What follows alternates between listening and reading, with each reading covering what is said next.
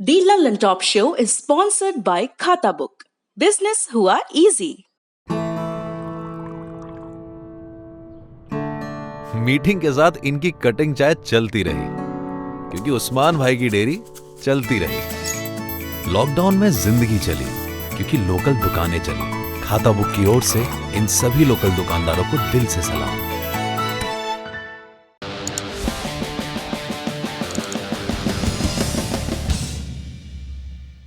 नमस्कार, सौरभ द्विवेदी नाम है हमारा और आप देखना शुरू कर चुके हैं दी लंदन टॉप शो। क्या है आज के शो में खास? देश के नए चुनाव आयुक्त जो 2024 के लोकसभा चुनाव का काम देखेंगे। देश के टेलीकॉम सेक्टर को सुप्रीम कोर्ट से मिली बड़ी राहत, यानी कि अब ताला लगने की नौबत टल गई समझिए। डॉक्टर कफील खान की रिहाई और इलाहाबाद हाईकोर्ट की इस मामले में टिप्पणी। इसके अलावा बड़ी खबर में आपको तफसील से बताएंगे कि भारत की जीडीपी में जो ऐतिहासिक गिरावट आई है उसके बाद आगे का रास्ता क्या है, इस नुकसान से कैसे उबरें। हम बात करेंगे कि ये हमसे और आपसे कैसे सीधा जुड़ा विषय है। साथ में देंगे लद्दाख में भारत और चीन के विवाद पर अपडेट। लेकिन सबसे पहले दिन का वीडियो।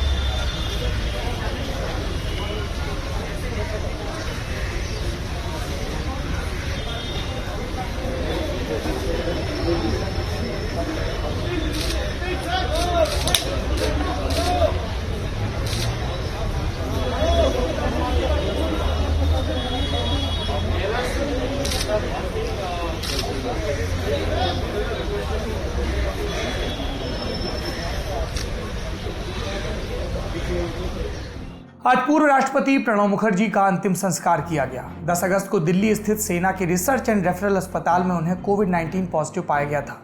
इसी दिन दिमाग में जमे एक थक्के के लिए उनकी सर्जरी हुई थी। तब से उनकी हालत लगातार गंभीर थी। 31 अगस्त को उन्होंने अंतिम सांस ली। आज प्रधानमंत्री समेत सरकार और विपक्ष के तमाम शीर्ष नेता और अधिकारी प्रणब दा के आवास यानी कि 10 राजाजी मार्ग पहुंचे। श्रद्धांजलि के बाद पार्थिव शरीर को लोधी शमशान घाट ले जाया गया, जहां उनके बेटे और पूर्व सांसद अभिजीत मुखर्जी ने उन्हें मुखाग्नि दी। सेना ने अपने पूर्व सुप्रीम कमांडर की आखिरी यात्रा पूरे सम्मान के साथ निकाली। लेकिन चूंकि प्रणब दा कोविड पॉजिटिव पाए गए थे, इसलिए इस दौरान कोविड-19 प्रोटोकॉल का पालन भी हुआ और कार्यक्रम से कई औपचारिकताएं कम कर दी गई। मसलन प्रणब दा के पार्थिव शरीर को एम्बुलेंस में ले जाया गया, जबकि पूर्व राष्ट्रपतियों की आखिरी यात्रा अमूमन गन कैरेज पर होती है। जिस तरह से तोप को खींचा जाता है, उस तरह की गाड़ी पर देह रखी जाती है। ये अब तक की परंपरा रही है। भारत ने 31 अगस्त से 6 सितंबर तक 7 दिन के लंबे राष्ट्रीय शोक की घोषणा की है। बांग्लादेश ने भी प्रणब दा को श्रद्धांजलि स्वरूप 2 सितंबर को राष्ट्रीय शोक रखा है। पूरी दुनिया से प्रणब दा के जाने पर शोक और सांत्वना के संदेश आ रहे हैं। लंदन टॉप परिवार भी देश के पूर्व राष्ट्रपति के पंचतत्व में विलीन होने पर अपनी श्रद्धांजलि अर्पित करता है। अब बढ़ते हैं दिन की सुर्खियों की तरफ। सबसे पहले कोविड के आंकड़े। भारत में पिछले 24 घंटों के दौरान कोरोना संक्रमण के 69,921 नए मामले सामने आए और 819 मरीजों की मौत हुई। 65,081 लोग ठीक भी हुए। इन्हें जोड़ दें तो कुल मामले हो गए 36,91,166। मौतें 65,288।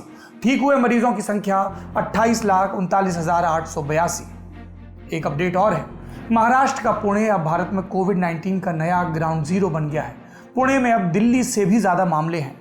यहाँ अब तक 1,75,000 मामले सामने आ चुके हैं। पुणे के प्रशासन का कहना है कि ये बढ़ी हुई टेस्टिंग की वजह से है। अगली सुर्खी की तरफ चलते हैं। इसका संबंध है चुनाव आयोग से। जीके के शौकीन नोट कर लें, राजीव कुमार ने चुनाव आयुक्त का पद संभाल लिया है। चुनाव आयोग में सबसे वरिष्ठ पद पर 3 नौकरशाह होते हैं, 2 चुनाव आयुक्त और 1 मुख्य चुनाव आयुक्त।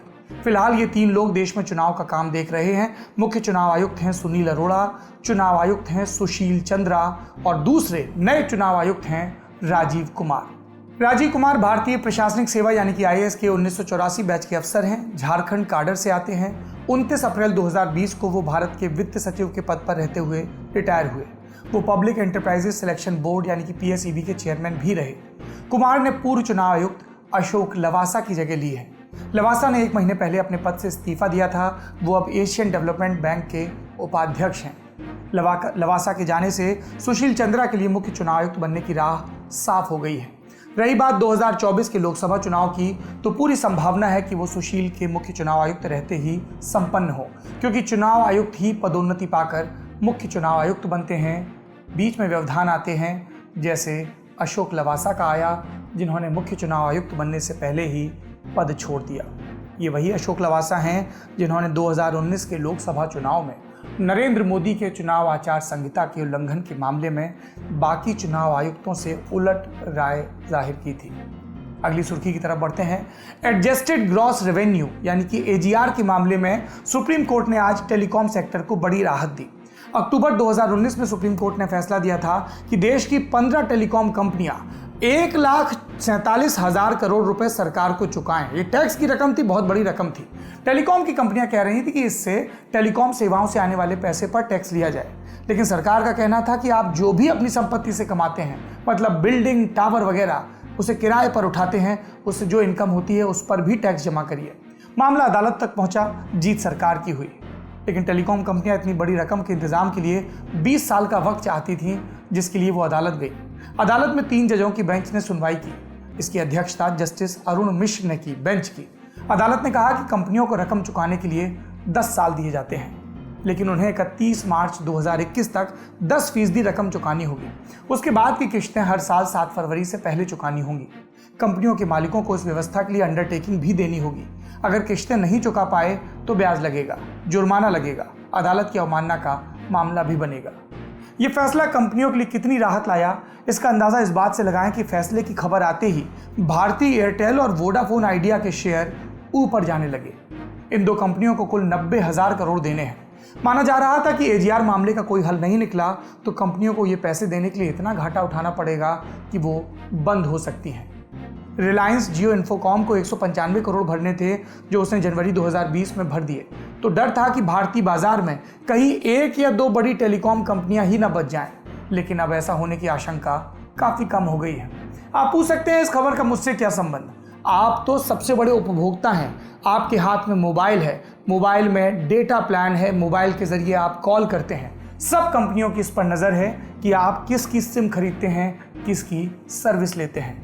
इसलिए बाजार में प्रतिस्पर्धा का बना रहना, खूब सारे प्लेयर्स का रहना आपके हितों में है। अगली सुर्खी, इलाहाबाद हाईकोर्ट ने आज डॉक्टर कफील खान को तुरंत रिहा करने का आदेश दिया। उन्हें जनवरी 2020 में मुंबई से हिरासत में लिया गया था। 13 फरवरी 2020 को अलीगढ़ मजिस्ट्रेट ने उन पर राष्ट्रीय सुरक्षा कानून यानी एनएसए की धाराएं लगाने का आदेश दिया था। कारण बताया गया कि दिसंबर 2019 में नागरिकता संशोधन कानून के विरोध के दौरान अलीगढ़ मुस्लिम यूनिवर्सिटी में दिया गया डॉक्टर कफील का एक भाषण, जिसे यूपी पुलिस ने कथित रूप से भड़काऊ माना। 16 अगस्त को उनकी हिरासत दूसरी बार 3 महीने के लिए बढ़ाई गई थी।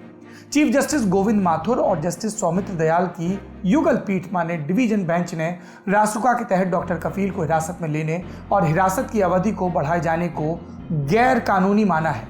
अदालत ने रासुका की धाराएं भी हटा दी हैं। अदालत का आदेश आते वक्त डॉक्टर कफील मथुरा की जेल में बंद थे। वो गोरखपुर के बीआरडी मेडिकल कॉलेज में बाल रोग विशेषज्ञ हैं। 2017 में जब वहां ऑक्सीजन की कमी से कई बच्चों की मौत हुई थी, तब उनके खिलाफ जांच हुई थी और क्लीन चिट मिल गई थी, लेकिन फिलहाल उन्हें बहाल नहीं किया गया है। हाईकोर्ट का फैसला आने के बाद योगी आदित्यनाथ सरकार के फैसले पर सवाल उठना जायज है। आगे बढ़ते हैं। आज ही के दिन दिल्ली हाईकोर्ट ने पिंजरा तोड़ की सदस्य देवांगना कलिता को भी 25,000 रुपए के बॉन्ड पर रिहा कर दिया। देवांगना को फरवरी में उत्तरी पूर्वी दिल्ली में हुए दंगों के संबंध में दिल्ली पुलिस ने गिरफ्तार किया था। आखिरी सुर्खी जेईई मेंस परीक्षा से जुड़ी हुई है। आज परीक्षा शुरू हो गई। देश भर के अलग अलग केंद्रों में भारी इंतजाम के बीच छात्र सेंटर के अंदर गए। कुछ जगह छात्रों से उनके मास्क बाहर छोड़ देने को भी कहा गया। सेंटर ने अपनी तरफ से नए मास्क दिए और परीक्षा के दौरान उसी को पहना गया। जिन दिक्कतों का अंदाजा था वो आज पेश आई। कई बच्चों ने शिकायत की कि उन्हें सेंटर पहुंचने के लिए ऑटो, बस या टैक्सी नहीं मिली, लेकिन समाचार लिखे जाने तक देश भर से किसी भी अप्रिय घटना की जानकारी नहीं आई। ये थी सुर्खियां। अब बढ़ते हैं दिन की बड़ी खबर की तरफ। बड़ी खबर में अब बात करेंगे हमारी और आपकी आर्थिक सेहत की, नौकरी की, आमदनी की। हमारे और आपसे मिलकर ही बनता है देश। और जब देश की अर्थव्यवस्था की बात आती है तो उसमें हर घर, हर परिवार की अर्थव्यवस्था की हिस्सेदारी होती है। दिल्ली से जारी होने वाले आंकड़े ऊपर नीचे होते हैं तो असर आपके और हमारे चूल्हे पर पड़ता है। कोरोना महामारी के बीच हमारी अर्थव्यवस्था को लेकर 31 अगस्त 2020 को एक आंकड़ा सरकार की तरफ से जारी हुआ कि अप्रैल से जून के बीच यानी कि पहली तिमाही में जीडीपी 23.9% सिकुड़ गई। यानी पिछले साल इन 3 महीनों में अगर जीडीपी 100 रुपए थी तो इस बार 76.1 रुपए ही रह गई। रियल एस्टेट का काम पिछले साल के बजाय आधा हो गया। फैक्ट्री और उद्योग धंधों में उत्पादन 40% घट गया। अमूमन ऐसी खबरें बिजनेस के पन्ने पर छपती हैं, टीवी पर आती हैं तो चैनल बदल दिया जाता है, लेकिन अर्थव्यवस्था में ये गिरावट असाधारण है। एक बार सोच कर देखिए, एक आदमी बिल्डिंग बनाता है, अब लॉकडाउन में भवन निर्माण का धंधा तो 50% घट गया तो उसकी नौकरी चली गई, या फिर समझिए कि आमदनी घट गई। उसने इस साल बच्चे के लिए साइकिल लेने का या मोटरसाइकिल लेने का प्लान बनाया, तनख्वाह नहीं मिल रही तो ये प्लान छोड़ना पड़ा। आपकी साइकिल की दुकान है, अगर वो आदमी साइकिल लेने नहीं आएगा तो आपकी भी एक साइकिल कम बिकेगी, यानी थोड़ा घाटा आपको भी होगा। और जब साइकिल कम बिकनी शुरू हो जाएंगी तो कम बनेंगी तो साइकिल वाली फैक्ट्री में लोगों को रोजगार कम मिलेगा और इस तरह से एक पूरा चक्र बन जाएगा। अगर किसी भी सेक्टर में मंदी आती है तो उसका असर बाकी सब पर होता है। इसीलिए हम कहते हैं कि जीडीपी का जो आंकड़ा है उसे अर्थशास्त्रियों की चीज समझकर छोड़िए मत, इसे इत्मीनान से समझिए, क्योंकि उसी के हिसाब से आपकी आगे की दिशा और दशा तय होनी है। जीडीपी का ताजा आंकड़ा अप्रैल से जून तक की तिमाही का आया है, यानी लॉकडाउन के पहले 3 महीनों का। लेकिन सिर्फ कोरोना ने ही अर्थव्यवस्था का सारा गणित बिगाड़ा हो ऐसा नहीं है। कोरोना के पहले से ही देश की अर्थव्यवस्था हिचकोले खा रही थी। बेरोजगारी रिकॉर्ड स्तर पर थी, वाहनों की बिक्री घट रही थी। अब तो कोरोना और लॉकडाउन के बाद सब चौपट हो गया। लेकिन इस निराशा वाली धुंध के पार उम्मीद क्या है? आप जिस कारोबार या जिस सेक्टर में नौकरी करते हैं वहां आगे कैसे हालात होंगे, कहां कहां और नौकरियां जा सकती हैं, कहां आपको या आपके बच्चों को नौकरियां मिलने की संभावना है, क्या महंगा होगा, क्या सस्ता हो सकता है। इन सब के बारे में जानने के लिए हमने देश की अर्थव्यवस्था को अलग अलग हिस्सों में बांटा और विशेषज्ञों से पूछा कि समस्या है कहां और समाधान कहां है। सबसे पहले बात करते हैं खेती की, क्योंकि ये जो जीडीपी सिकुड़ी है ये और ज्यादा सिकुड़ सकती थी अगर किसान हमारे देश की अर्थव्यवस्था को न बचाते। हमारे आपके घरों में से ज्यादातर लोग किसान परिवार से आते हैं, 1 पीढ़ी 2 पीढ़ी 3 पीढ़ी पहले तो लगभग सब। आंकड़ों में ये बात सही है, देश की आधी आबादी को कृषि क्षेत्र से रोजगार मिला है। पहली तिमाही के जो आंकड़े कल आए उनमें सिर्फ एग्रीकल्चर सेक्टर ऐसा था जहां पर कुछ खुशहाली और उम्मीद दिखी। कोरोना और लॉकडाउन में अगर कहीं कुछ नहीं बिगड़ा तो वो एग्रीकल्चर यानी कि खेती का सेक्टर है।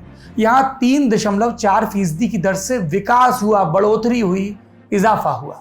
बाकी सेक्टर्स के मुकाबले ये अच्छी बात है, लेकिन क्या ये बहुत अच्छी बात है? अब खुश हो जाएं, ध्यान देना बंद कर दें? कृषि अर्थशास्त्रियों के मुताबिक कम से कम 4% विकास दर इस सेक्टर में रहनी ही चाहिए। आपको ध्यान है, हमारे देश के प्रधानमंत्री नरेंद्र मोदी ने कहा था कि 2022 तक किसानों की आय दोगुनी हो जाएगी, लेकिन मौजूदा विकास दर के हिसाब से हम इसे पूरा करने के आसपास भी नहीं है। चीन हमसे कम इलाके में खेती करता है लेकिन 3 गुना ज्यादा पैदावार करता है। तो अब खेती के क्षेत्र में सरकार के स्तर पर क्या कमियां रह गई और आगे क्या होना चाहिए, इस पर विशेषज्ञ की बात सुनिए। आपको पिछले 2 साल की बात करता हूँ। 2018 से लेकर अभी तक अगर आप देखें तो जीडीपी ग्रोथ 2018 में Q2 में तकरीबन 7% के आसपास थी, जो कम होके इस साल के शुरू में जनवरी टू मार्च जो तिमाही थी उसमें 3.1% पे थी। लेकिन इस सारे पीरियड में एग्रीकल्चर का परफॉर्मेंस बहुत बढ़िया था।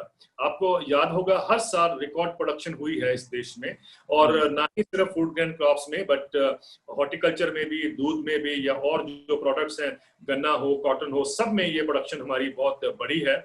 और उससे एक मैसेज बहुत क्लियर मिलता है कि अगर एक वाइब्रेंट है सेक्टर तो वो एग्रीकल्चर है, कृषि क्षेत्र है, और जिसने इतनी बड़ी मास एम्प्लॉयमेंट जो है जनरेट की हुई है इस देश में। ये अलग बात है कि उसको जो उसका हक मिलता है वो नहीं मिला है, इसीलिए लोग गांव छोड़ के शहर में आ रहे हैं। अब मुझे लगता है कि जो आप कह रहे हैं कि अगले पीरियड में भी होगा, मुझे अगर कोई मौसम में कोई ज्यादा ही बदलाव ना आ जाए, सारे इंडिकेटर्स हैं, खरीफ की जो प्रोडक्शन है वो रिकॉर्ड प्रोडक्शन होगी, क्योंकि ऑलरेडी हम देख रहे हैं कि 7% से ज्यादा सोइंग हुई है और जो बरसात है वो 9% ज्यादा मिली है इस साल अभी तक। तो आगे सब कुछ लग रहा है कि ठीक ठाक चलेगा। अभी 2 ऑर्डिनेंस आए जिसका देश के अलग अलग इलाकों में, मध्य प्रदेश में, पंजाब में भी विरोध हुआ। तो किस तरह के पॉलिसी डिसीजंस की जरूरत है अगर हम आगे बढ़ना चाहते हैं, या फिर जो अभी चल रहा है वो ठीक है आपकी नजर में? बिल्कुल ठीक नहीं है, और मुझे लगता है कि अब हमें एक इकोनॉमिक ओवरहॉल करना पड़ेगा या एक रेडिकली रिफॉर्म लाने पड़ेंगे, जो कि एग्रीकल्चर क्षेत्र का जो उसका जो ड्यू है या जो उसका हक बनता है वो हमें अब देने की जरूरत है।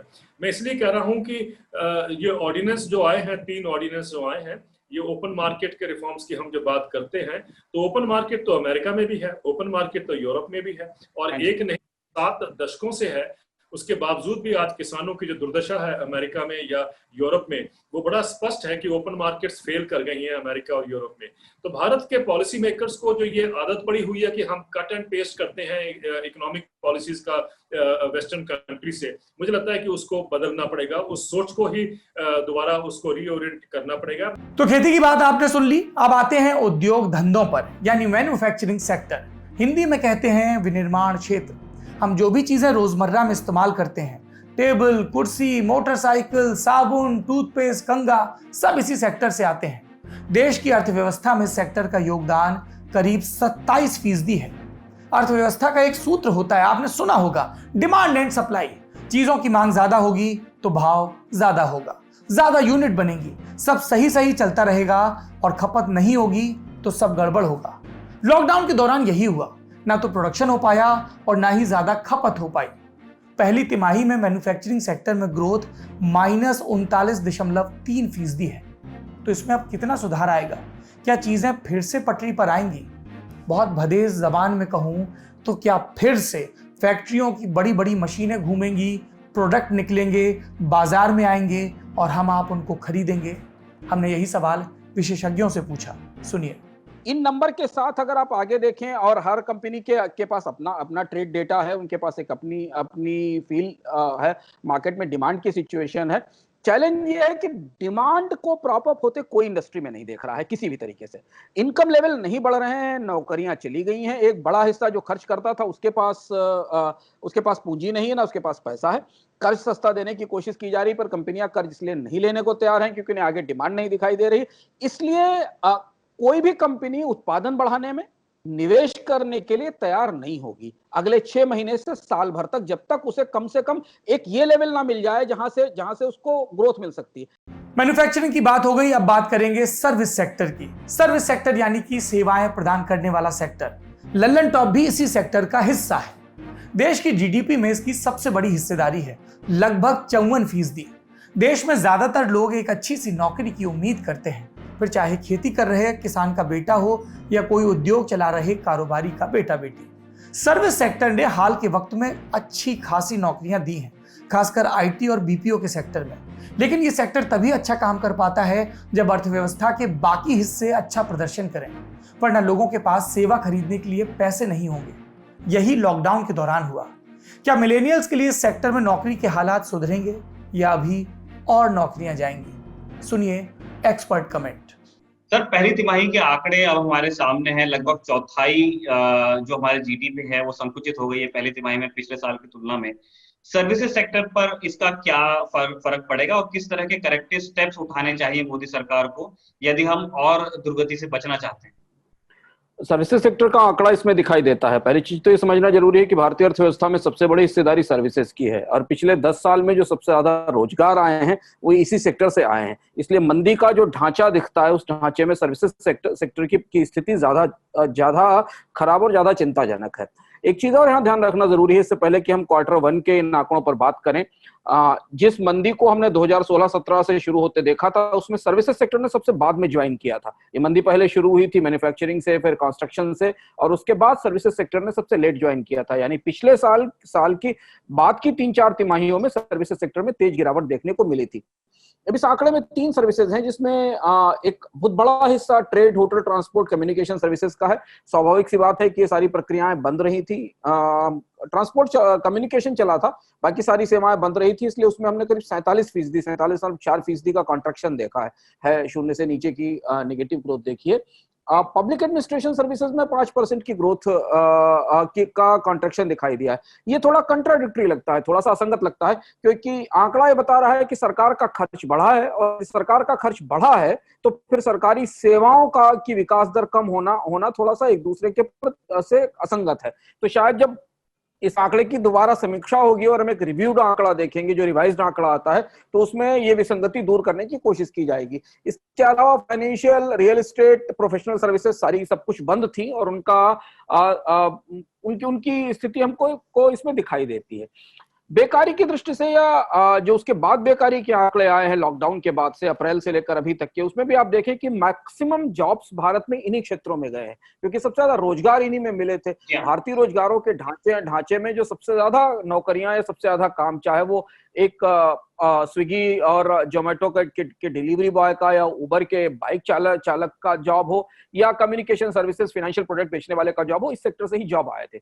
सर्विसेज सेक्टर की मंदी भारत के रोजगारों के लिए सबसे ज्यादा खतरनाक है, क्योंकि भारत का मैन्युफैक्चरिंग सेक्टर वैसे भी छोटा है, और उस मैन्युफैक्चरिंग सेक्टर में भी बहुत सारी ऐसी इकाइयां हैं जो बहुत छोटी हैं, जिनका रोजगारों की दृष्टि से बड़ा योगदान नहीं है। पिछले करीब 10-12 सालों में भारत में सर्विसेज सेक्टर एसएमईज में भी बढ़ा है। बहुत सारे ऐसे एसएमईज हैं जिन्होंने उत्पादन बंद करके बहुत तरीके की सेवाएं देना शुरू किया है। यहाँ की मंदी पर इस मंदी की 3 वजह हैं, और यहाँ हमें नोटबंदी के असर को भी समझना होगा, क्योंकि इस सेक्टर में सारा सब कुछ कैश में काम होता था। तो पहले नोटबंदी ने इनका पूरा का पूरा बिजनेस मॉडल कोलैप्स किया, फिर उसके बाद जीएसटी जब इनके ऊपर लगाया गया, तो जीएसटी के कारण इन कंपनियों की कंप्लायंस कॉस्ट में बढ़ोतरी हुई, इन्हें बड़े पैमाने पर टैक्स के नियमों के दायरे में अपने आप को रिस्ट्रक्चर करना पड़ा, और अब लॉकडाउन हो गया। सर, एक थोड़ा डाइग्रेस कर रहे हैं, लेकिन एक आपके छोटे कमेंट्स उस पर भी चाहिए। एजीआर पर सुप्रीम कोर्ट ने आज राहत दी है, 10 साल का समय दे दिया है, और कहा है कि किस्तों में आप अपना पैसा चुका सकते हैं। तो एक आशंका जो चल रही थी मोनोपोली या डुओपोली की, क्या वो टलती हुई नजर आती है सर आपको? आप कैसे देखते हैं? मैं एजीआर से पहले सर्विसेज पर एक बात जोड़ दूं कि तात्कालिक तौर पर सर्विसेज सेक्टर को रिवाइव करने के लिए कंज्यूमर्स चाहिए, क्योंकि सारी की सारी सेवाओं का इस्तेमाल कंज्यूमर्स करते हैं, उपभोक्ता करते हैं, और उपभोक्ताओं के हाथ में जब तक पैसा नहीं होगा, उनके पास खर्च करने के लिए संसाधन नहीं होंगे, उनके वेतन या नौकरियां नहीं होंगी, सर्विसेज सेक्टर का रिवाइवल मुश्किल है। तो जैसे जैसे लॉकडाउन खत्म होगा और गतिविधियां सामान्य स्थिति में आएंगी, तो आप सर्विसेज को 2 हिस्सों में बंटता देखेंगे। एक ऐसी सर्विसेज है जो इंडस्ट्री सपोर्ट सर्विसेज हैं, या सरकार के कामकाज की सर्विसेज हैं, उनमें थोड़ी बढ़ोतरी होती दिखाई देगी। जैसे ट्रांसपोर्ट है, थोड़ा बहुत काम करना शुरू कर रहा है, अभी पूरी तरह से ट्रांसपोर्ट रास्ते पर नहीं आया है। ट्रांसपोर्ट सेक्टर में मेजर क्राइसिस है, क्योंकि वहां पर एक तो वाहन बदले जा रहे हैं प्रदूषण के नाम के कारण, और दूसरी चीज लॉकडाउन थी। तो इसलिए सर्विसेज सेक्टर से ग्रोथ लाने के लिए उपभोक्ताओं के पास निवेश के और खर्च के साधन होने चाहिए। हम एजीआर पे आते हैं। एजीआर का फैसला काफी समय से लंबित था। एक तो इस फैसले में एक आश्चर्यजनक बात यह है कि ये फैसला लाइसेंसर और लाइसेंसी के बीच था। अदालत ने इसमें बीच में दखल दिया है और इसको लेकर कई तरीके के प्रेसिडेंट क्रिएट होंगे आने वाले समय में। लेकिन इस फैसले से तात्कालिक तौर पर टेलीकॉम सेक्टर की उन कंपनियों को राहत मिली है जो बुरी तरह फंसी हुई थी और जिनको लग रहा था कि अगर सुप्रीम कोर्ट उनसे अपफ्रंट तुरंत पैसा पे करने के लिए कहेगा तो पैसा कैसे पे करेंगी। वोडाफोन आइडिया को थोड़ी सी राहत मिली है, लेकिन वोडाफोन आइडिया के पास करीब 58,000 करोड़ रुपए का एजीआर निकाला गया है जो पिछले फार्मूले से उनको पे करना है। कंपनी की आर्थिक स्थिति ऐसी नहीं है कि वो इसे पे कर सके, कि उसको बड़े पैमाने पर कर्ज लेना पड़ेगा। देखना होगा कि वोडाफोन आइडिया इस 10 साल के स्टेगर्ड पेमेंट के लिए अपनी रणनीति कैसे तैयार करती है। एयरटेल के लिए फैसला ठीक है, क्योंकि एयरटेल चाह रही थी कि उसको कम से कम 15 साल का समय मिले, लेकिन 10 साल का समय उसे मिला है। तो एजीआर के मामले में जो एक तलवार लटकी हुई थी सर पर टेलीकॉम उद्योग के, वो थोड़ा सा हट गई है। सैद्धांतिक रूप से विवाद इस मामले में बड़े हैं कि लाइसेंसर और लाइसेंसी के बीच अदालत कैसे आ जाती है, और ये पिछली तारीख से एक नए तरीके का फार्मूला कैसे लागू कर दिया जाता है।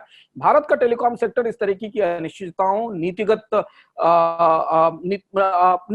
खामियों और नीतिगत कमजोरियों का शुरुआत से शिकार रहा है, और हमने इतना ज्यादा अनिश्चितता टेलीकॉम सेक्टर में देखी है कि उसका नतीजा यह है कि आज हम ऑलमोस्ट ओलिगोपोली और डुओपोली की तरफ बढ़ चुके हैं, जहां पर बाजार में केवल 2 या 3 कंपनियां बची हैं। अब बैंकिंग सेक्टर की बात करते हैं। ये वैसे तो सर्विसेज का हिस्सा है, लेकिन महत्व कितना है हम और आप खूब जानते हैं। बैंक में पैसा कितना है, बैंक में पैसा और लॉकर में दूसरी चीज़ें सुरक्षित हैं कि नहीं, कितना ज़रूरी है हमारी ज़िंदगी में। बैंक का काम सिर्फ पैसा जमा रखना, किसी और खाते में ट्रांसफ़र करना या थोड़ा बहुत ब्याज देना भर नहीं है। जब अर्थव्यवस्था कमज़ोर पड़ती है तो बैंकों पर बड़ा दारोमदार होता है। हमें और आपको कोई नया काम शुरू करना है तो बैंक पूंजी देती है।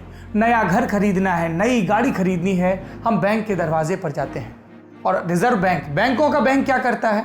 ये सब चीज़ें होती रहें, इसके लिए रेपो रेट और रिवर्स रेपो रेट घटाता है ताकि लोन सस्ते हों। कोशिश रहती है कि ज़्यादा से ज़्यादा लोन दिए जाएं। ये फॉर्मूला ठीक है, लेकिन जिनको लोन दिया जाता है वो अगर विजय माल्या या नीरव मोदी बन गए तो नुकसान भी है। सस्ते रेट पर लोन तो दिए जा रहे हैं, लेकिन पैसा वापस नहीं आता कई बार। कोरोना शुरू होने से पहले तक ही पब्लिक सेक्टर की जो बैंक हैं उनका 7,27 करोड़ रुपया एनपीए हो चुका था। यानी कोरोना से पहली तिमाही में हमारी अर्थव्यवस्था को जितना नुकसान हुआ उतना नुकसान तो लोगों ने बैंकों से पैसा लेकर कर दिया, क्योंकि लौटाया नहीं। NPA, non performing asset. ऐसे में अब चिंता इस बात की है कि कोरोना से धंधे बंद हुए तो और भी लोन डूब सकते हैं। कितनी बड़ी मुसीबत है बैंकिंग सेक्टर की, सुनिए विशेषज्ञों से। जी देखिए, ओवरऑल इकोनॉमी में स्टैग्नेशन रही है, स्लो डाउन रहा है। सिर्फ 33% इकोनॉमी चल रही है। तो ये जो आंकड़े हैं वो उसको पूरी तरीके से दर्शाते हैं कि इकोनॉमिक एक्टिविटी बिल्कुल स्टैग्नेंट है। और अगर आप देखें उसके लिए काफ़ी एक इकोनॉमिक रिलीफ पैकेज गवर्नमेंट लाई थी, जहाँ पे बैंकों का सपोर्ट क्रेडिट देने में बहुत ज़रूरी था, खास तौर पे एमएसएमई। पर क्योंकि इकोनॉमी अभी वापस जो है रीस्टार्ट नहीं हुई है, तो एमएसएमईज को अपने लोन चुकाने में काफ़ी मुश्किलें होंगी। क्रेडिट की फैसिलिटी कोविड लोन के द्वारा या बाकी लोन के द्वारा भी प्रोवाइड की गई है। स्पेशल लिक्विडिटी एनएचबी, नाबार्ड, बाकी सारी फैसिलिटीज को भी दी गई। पर ये कहना कि वो अपनी आय कर पाएंगे और उसका जो है कर्ज जो उन्होंने लिया है उसके ऊपर ब्याज जो है बैंकों तक दे पाएंगे, वो थोड़ा मुश्किल लगता है। मैम, अभी ये भी बातें चल रही हैं कि मॉरेटोरियम बढ़ सकता है। सुप्रीम कोर्ट में फिलहाल ये मैटर सब जुडिस है, लेकिन गवर्नमेंट ने इस तरह के संकेत दिए हैं कि वो शायद 2 साल का एक्सटेंशन भी ऑफर कर सकते हैं। अगर ऐसा होता है तो बैंकिंग सेक्टर का भविष्य क्या होगा, क्योंकि ब्याज उनके आय का एक बहुत बड़ा स्रोत है। जी, बैंकिंग की स्थिति बहुत अच्छी नहीं है। एनपीएस काफी बढ़े हुए हैं। कुछ बैंकों ने अभी अर्निंग्स में प्रॉफिटेबिलिटी दिखाई है, जिसमें सेंसेक्स में उछाल आपने देखा है फाइनेंशियल स्टॉक्स में। पर उससे ये मानना कि बैंकिंग की ओवरऑल स्थिति बहुत अच्छी है, वो नहीं है। खास तौर पे पब्लिक सेक्टर बैंक्स में अगर आप देखें तो स्थिति बहुत अच्छी नहीं है। और अगर एनपीएस बढ़ते हैं तो बैंकिंग की स्थिति ज़्यादा खराब हो सकती है। मॉनिटोरियम बढ़ाने से भी मुश्किलें बढ़ सकती है। सरकार को फिस्कल स्टिमुलस के देने की आवश्यकता है, और जहाँ पे लोगों तक पैसा पहुँचाया जाए, एलोकेशंस को शिफ्ट करके, अगर इंफ्रास्ट्रक्चर में या डिफेंस में या और जगह पे बजट्स में एलोकेशंस हुई थी और नए प्रोजेक्ट्स में एलोकेशंस हुई थी, उनको शिफ्ट करके अब कोविड इकोनॉमिक रिलीफ पैकेज में उनको डायरेक्ट करना जरूरी पड़ेगा। जीडीपी के माइनस वाले आंकड़े आए तो हल्ला मच गया, लेकिन अर्थव्यवस्था की सेहत पहले से खराब चल रही है। ग्रोथ के अनुमान लगातार कम किए जा रहे थे। आलोचक कहते हैं कि नोटबंदी और जीएसटी की वजह से लोगों की नौकरियां गई, धंधे बंद हुए और इन झटकों से हम उबर ही नहीं पाए और कोरोना आ गया। तो जो मोदी सरकार टैक्स रिफॉर्म्स कर रही थी वो अभी वाले हालात के लिए कितनी जिम्मेदार है? कितने टैक्स रिफॉर्म्स ऐसे हैं जो दुरुस्त थे, कितने और होने चाहिए? इस पर भी हमने विशेषज्ञों से बात की। जो काफ़ी इकोनॉमिस्ट ने काफ़ी सचेत किया था कई क्वार्टर से, 16 क्वार्टर से हमारी जीडीपी घटती चली जा रही है। कहा 8.5 साढ़े 9% के करीब, और उसके बाद 2016 में, और उसके बाद धीरे धीरे जैसे जैसे घटती चली गई 4%। एग्जैक्टली। तो जो 16 क्वार्टर्स तक हमने सिर्फ देखा जीडीपी को गिरते हुए और उसके ऊपर कोई खास कदम नहीं उठाए गए, और वो कदम जो हम बोलते आए हैं पिछले सालों से कि जो कदम उठाने थे वो कंजम्पशन की तरफ कदम उठाने चाहिए थे, जबकि सरकार जो कोशिश कर रही थी वो डिमांड साइड इकोनॉमिक्स पे काम कर रही थी, जिससे कि वो डिमांड इंक्रीज करने की कोशिश कर रही थी। तो कंजम्पशन की तरफ अगर कदम उठाए जाते, जैसे मान लीजिए जो टैक्स कट्स करने थे, लेकिन वो उस वक्त नहीं हुए, तो 16 क्वार्टर्स तक अगर आप गिरते चले जाएंगे तो जो कोविड ने हमको हिट किया है वो हमारी सबसे वल्नरेबल सिचुएशन में हिट किया है हमको।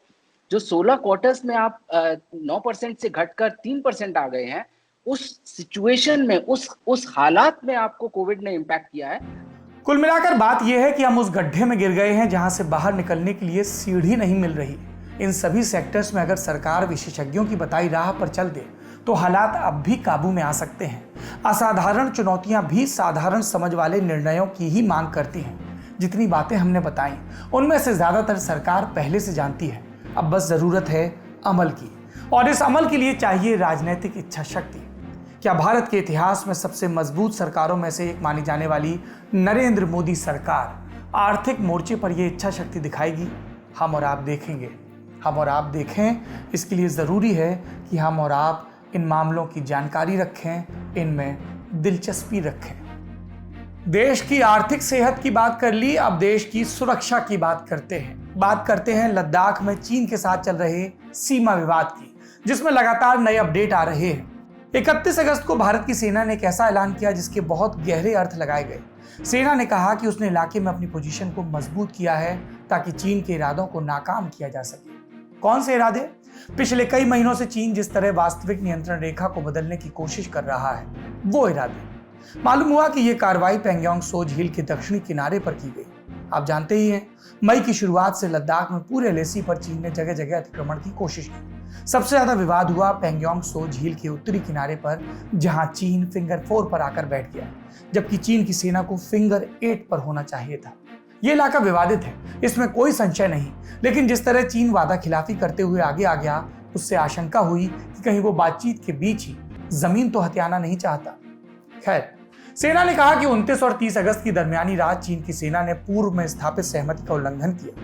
भारत के सैनिकों ने त्वरित कार्रवाई करते हुए झील के दक्षिणी किनारे पर अपनी स्थिति मजबूत कर ली। चुशुल में ब्रिगेड कमांडर स्तर की बैठक भी हुई, जिसमें ताजा विवाद पर बात की गई। इस दौरान सोशल मीडिया पर जानकारी की बाढ़ आ गई, लेकिन इनकी पुष्टि होने में वक्त लगेगा। हालांकि सूत्रों का दावा है कि इस कार्रवाई के दौरान कोई शारीरिक हाथापाई नहीं हुई। सेना ने ऊंचाई वाली जगहों पर कब्जा कर लिया ताकि चीनी सेना को रास्ते में ही रोका जा सके। बता दें कि पैंगोंग सो के दक्षिणी किनारे पर भारत की तरफ से हमेशा भारी तैनाती रहती है। हालिया विवाद ब्लैक टॉप नाम की पहाड़ी के पास हुआ है। ये झील के दक्षिणी किनारे पर है। यहाँ से चुशुल तकरीबन 25 किलोमीटर दूर है। चुशुल का नाम आपने उन बैठकों के संबंध में सुना होगा जिनमें भारत और चीन की सेना के वरिष्ठ अधिकारी शामिल होते हैं। चीन का दावा है कि ऊंचाई वाली ये जगह उसके इलाके में है। चीनी सेना में वेस्टर्न थिएटर कमांड के अधिकारियों ने दावा किया कि भारत की सेना ने LAC पार की। यही बात दिल्ली में चीन के दूतावास के प्रवक्ता जी रोंग ने भी एक बयान में कही। चीन के विदेश मंत्रालय के प्रवक्ता हुआ चुनियंग का कहना है कि चीन की सेना ने कभी कोई अतिक्रमण नहीं किया, किसी की 1 इंच जमीन पर भी कब्जा नहीं किया। दुनिया का तो हमें नहीं पता, लेकिन लल्लन टॉप को चीन का यह बयान बहुत क्यूट लगा। फॉर द रिकॉर्ड, भारत की सेना का कहना है कि उसने LAC पर कहीं अतिक्रमण नहीं किया है, हमने सिर्फ अपनी सरहदों की हिफाजत की है। दूसरी तरफ कुछ और मसले भी हैं इस प्रकरण से जुड़े। नई दिल्ली की अपनी चिंताएं हैं। पैंगोंग सो के दक्षिणी किनारे पर विवाद होना भारत के लिए एक और मोर्चा खोलने जैसा है। चीन की सेना ने भारत के थाकुंग बेस के पास मौजूदगी बढ़ाने की कोशिश की, तब भारत की तरफ से यह कार्रवाई की गई। इंडिया टुडे नेटवर्क के मुताबिक अब भारत और चीन के टैंक एक दूसरे की रेंज में हैं। इस खबर में आगे जो भी अपडेट आएंगे उन्हें पूरी जिम्मेदारी के साथ हम आपको बताते रहेंगे। दर्शकों से भी हमारी अपील है, पक्की खबरों का इंतजार करें, अटकलों पर यकीन ना करें, ना ही उन्हें आगे बढ़ाएं। आज के लल्लन टॉप शो में इतना ही। चलते चलते याद ताज़ा की जाए हिंदी भाषा में गजल को एक मकाम देने वाले दुष्यंत कुमार की। आज दुष्यंत कुमार का जन्मदिन है। उनकी गजल का एक हिस्सा आपको सुना देता हूं। तुम्हारे पाँव के नीचे कोई जमीन नहीं, कमाल ये भी है कि फिर भी तुम्हें यकीन नहीं। मैं बेपनाह अंधेरों को सुबह कैसे कहूं, मैं नज़ारों का अंधा तमाशबीन नहीं। तेरी ज़बान है झूठी जमहूरियत की तरह, तेरी ज़बान है झूठी जमहूरियत की तरह, तू एक जलील सी गाली से बेहतरीन नहीं। तुम ही से प्यार जताएं, तुम ही को खा जाएं, अदीब यूं तो सियासी हैं पर कमीन नहीं। तुझे कसम है खुदी को बहुत हलाक ना कर, तू इस मशीन का पुर्जा है, तू मशीन नहीं। अपना और अपनों का ख्याल रखिए। शुभ रात्रि।